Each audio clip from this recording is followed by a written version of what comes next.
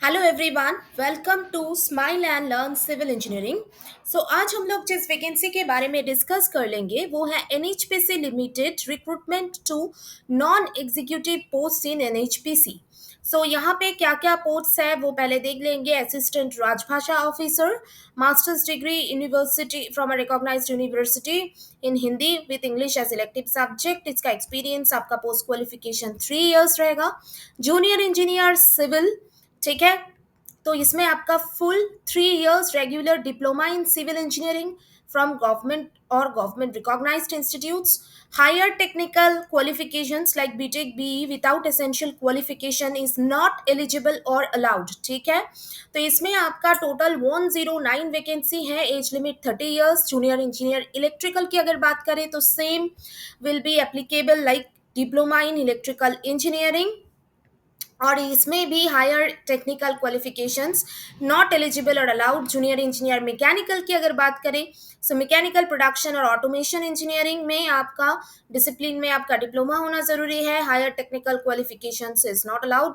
इसमें भी आपका 30 इयर्स आपका जो है एज लिमिट। टोटल 49 आपका वैकेंसीज है।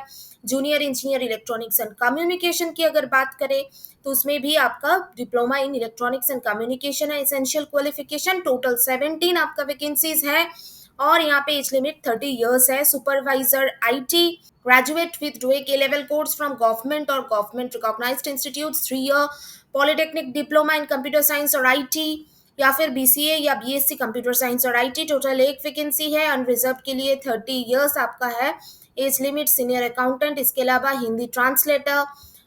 तो इसमें आपका पीडब्ल्यूबीडीज का भी कुछ वैकेंसी का डिटेल्स दिया गया है। ये जो नोटिफिकेशन है ये आपको डायरेक्टली जो है डिस्क्रिप्शन में जाके आप लोग चेक कर सकते हैं। इसके अलावा कुछ और डिटेल्स भी देख लेंगे। कंपेंसेशन पैकेज यहाँ पे दिया गया है। एप्लीकेशन फीस की अगर बात किया जाए तो candidates belonging to general EW और OBC categories are required to pay non refundable fee of 600 plus taxes rupees 708 per application. Bank charges or processing charges shall be extra borne by the candidate only, ठीक है। nhpcindia.com पे जाके online apply करना होगा। Career section पे जाके, ठीक है। वैलिड ईमेल आईडी रहना और मोबाइल नंबर रहना ज़रूरी है।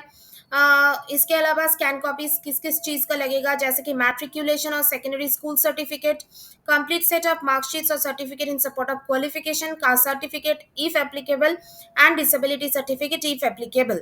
लेटेस्ट फोटोग्राफ और सिग्नेचर भी उसका इंस्ट्रक्शंस ऑनलाइन पोर्टल में दिया गया है। डायरेक्टली जो लिंक है उसमें क्लिक करके आप लोग अप्लाई कर सकते हैं। डिस्क्रिप्शन पे दिया जाएगा लिंक। इसके अलावा आपको रजिस्ट्रेशन फॉर्म का प्रिंट आउट रख के अपने पास ही रखना पड़ेगा। सिलेक्शन प्रोसेस की अगर बात किया जाए so CBT is the selection process and also इसमें आपका टेस्ट सेंटर्स भी दिया गया है। Medium of examination will be English and Hindi. 3 घंटे का एग्जामिनेशन होगा। 180 मिनट के लिए 200 marks is the total marks.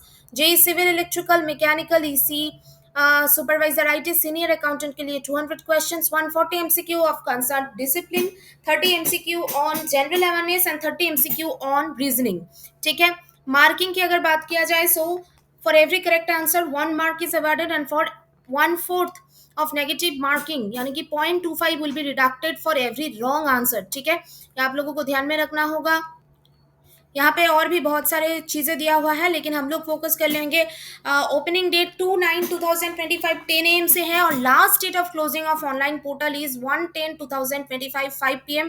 तो इसको आप लोगों को ध्यान में रखना होगा। Okay, thank you for watching. अगर ये वीडियो पसंद आई हो तो एक लाइक ज़रूर कर दीजिएगा और इस तरह की और वीडियोज़ के लिए सब्सक्राइब करें हमारे channel Smile and Learn civil engineering.